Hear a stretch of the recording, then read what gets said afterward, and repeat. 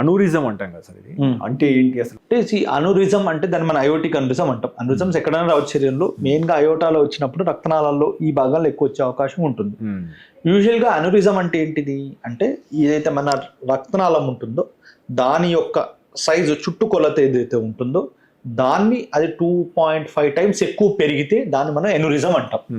మీకు అర్థమైంది? అంటే ఒక నార్మల్ సైజు ఎక్స్ సైజ్ ఉంటే దాన్ని ఇంటూ 2.5 చేస్తే ఎంత సైజ్ వస్తుందో ఆ ఏరియాకు అది అనూరిజం. ఓకే. ఈ అనురిజాల్లో కూడా మరి డిఫరెంట్ టైప్స్ ఉంటాయి. ఫ్యూసిఫామ్ ఎనూరిజం అని, సాక్యులర్ ఎనూరిజం అని అంటాం.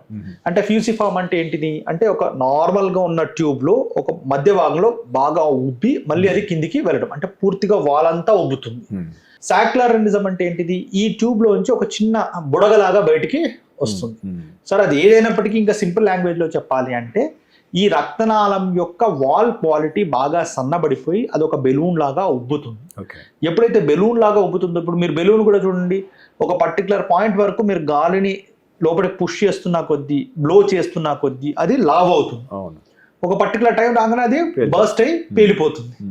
ఈ రక్తనాళం కూడా ఈ విధంగా బెలూన్ లాగా ఉబ్బడం వల్ల ఒక పర్టికులర్ పాయింట్కి రాగానే అది రప్చర్ అయి మనిషి ప్రాణం పోయే అవకాశం ఉంటుంది.